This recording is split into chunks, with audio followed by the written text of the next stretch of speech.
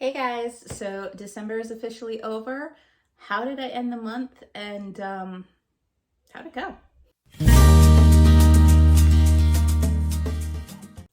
Hey guys, excuse the crazy hair today. I'm trying to get around and get a lot of stuff done, but I wanted to take a moment and talk about what I finished out the month of December with. But before I get started, I know I did my book haul video not too long ago. But was that the end of it? No, I did kind of go little shopping, only 2 books. But I ended up going to the store for other things. And of course, I made my way to the book aisle and I ended up picking up Wicked Beauty by Katie Roberts, which is the third book in her Dark Olympus series, which I have become a huge fan of. Electric Idol so far has been my favorite. This is continuing this with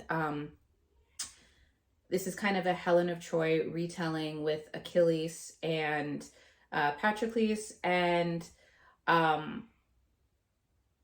it might be a throuple story. I am not sure, but it's going to be a romance story, so love triangle, or they all love each other. I'm not sure, but this is going to be another continuation of the Dark Olympus, so I cannot wait, and I will probably be putting this into, but I will have to wait.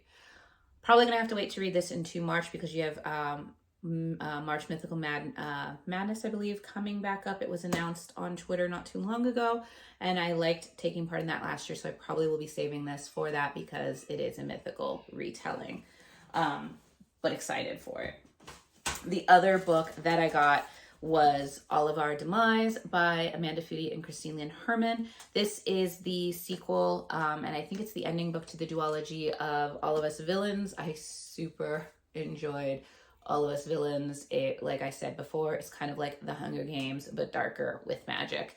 I'm curious to see where the plot twist at the end of All of Us Villains takes us, how it ends, who's going to get the power, because as you know, there's these families vying for power over the raw, rare magic in this world. And there's a lot of people who were maybe starting to fall in love with one another. There were some injuries along the way. And so I'm curious to see who's going to survive, who maybe will have love conquer all, and who might betray who, because it was very interesting to read. So I will be trying to get to that sooner rather than later as well. That being said, now it is on to the books that I ended up finishing out the month of December with. So I think we left off when I read Merry Little Meet Cute, and that was like right before Christmas. And then of course Christmas happened, so happy holidays to everybody. But then what I started picking up and reading at that point was Chain of Gold by Cassandra Clare. This is the first book in the Lost Hours trilogy, which is the chronological sequel to the Infernal Devices. As you know, I am becoming a Shadowhunter junkie, and I loved the Infernal Devices, and the Lost Hours is the stories of the descendants of the characters in Infernal Devices, like their kids. So I'm not going to give away who's who because that would defeat the purpose of Infernal Devices, and I think you guys all should read that. But, you know, the same kind of Shadowhunter world in England. Once again, these are the descendants of the characters in the first one. Really liked this as well. Not as much as the Infernal Devices. I loved the love triangle that happened in Infernal Devices more. There is a love triangle. It seems to be happening in this. There is a lot of romantic drama in this. A lot. Not just between like the main character and like her love interest, but like everybody. All the younger generation has these secrets, romantically speaking, with other characters in this book. Basically, Infernal Devices, there's been like a period of peace. So these kids have grown up in Shadowhunter ways, but they're kind of a little bit more lazy, a little bit more wanting to have the parties and the nice dresses. And so they've kind of become very lax, and so things start happening that they're not prepared for, and it just kind of takes them by storm. So in this story, we have Cordelia, who is coming to London to kind of, I don't want to say clear her father's name. Her father is a Shadowhunter that's been arrested. He is Jem's uncle from the first one. I can give you that. And so Cordelia is Jem's cousin, and they're trying to save face. The family's kind of hoping Cordelia will make a good marriage. She's had a lifelong crush on James. Um, and James is kind of oblivious because he's kind of in love with somebody else, but at the same time, he might have feelings for Cordelia as well. Enter his parabatai, who I want to say his name is Matthew. Um, I think so. But his parabatai, who may or may not have feelings for Cordelia, developing as well. So, like I said, a very similar love triangle happening to the first book. Lots of the younger generation having to kind of take it onto themselves to save the day, as well as a lot of kind of shadows of Tessa's past, kind of starting to come to fruition towards the newer generation and why. So that was interesting, and it's kind of interesting to see the adult forms of the characters that you met in the first series in the Infernal Devices, and kind of just seeing how their paths gone, and now look at some of their kids and how their kids have kind of grown up. So it was kind of fun. Like I said, I didn't love it as much as Infernal Devices. I do have, I think it's Chain of Iron on my list on my TBR for January, and I know that the third book comes out towards the end of January, so I'll be picking that up before going towards the Mortal Instruments series and continuing it. But I am still loving the Shadowhunter universe. I'm still finding it wonderfully written, and Magnus Bane did come back and make his appearance, so I am happy because I think he's like my favorite character so far. So I read that, and then by the time I finished reading that, it was like a week away from, it wasn't soon before the end of the year, so I didn't know what I was going to pick up because I did want to start working on the Wheel of Time series for the Wheel of Time readathon. The first book up is The Eye of the World.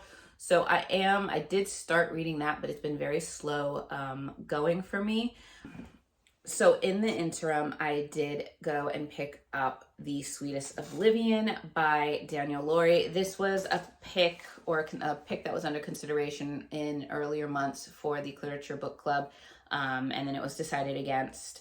But it still sounded interesting to me, so I still wanted to kind of read it as a mafia romance story. I ended up rating it 4 stars. It wasn't,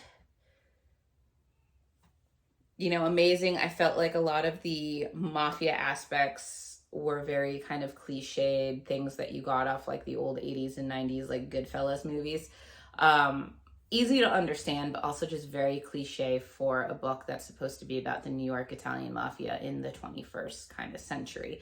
So that was a little held back for me. The main character, she's called the Sweet Abelie. She's not so sweet. She just kind of acts that way. She's one of 2 sisters. Her sister is in an arranged marriage with the up-and-coming Don of like this other faction. He is arrogant. He is a jerk. Like, oh my God, when people start talking about, oh, you have the alpha. I don't normally mind a lot of alpha tropes, but this one, oh, I was not a fan. I was not a fan of his until a plot twist that you do see coming. And then you start to see a little bit more to him. I still am not a huge fan of him, and I'm not really a huge fan of hers, or where her personality kind of came through a little bit differently, because she was very strong and kind of feisty in the first parts of the books, and then when plot twist happens, it just seems like she becomes more weaker and kind of subservient, and I kind of wanted a little bit more of that lash out to happen. There is a lot of spice. It's slow burn. It takes until like halfway to 3/4 of the way through the novel before the spice happens, but once it does not stop. This is basically your enemies to lovers trope. A lot of feisty, stick under skin, but then there's also like this kind of the main character wanting to seduce this guy, even though he is soon to marry her sister.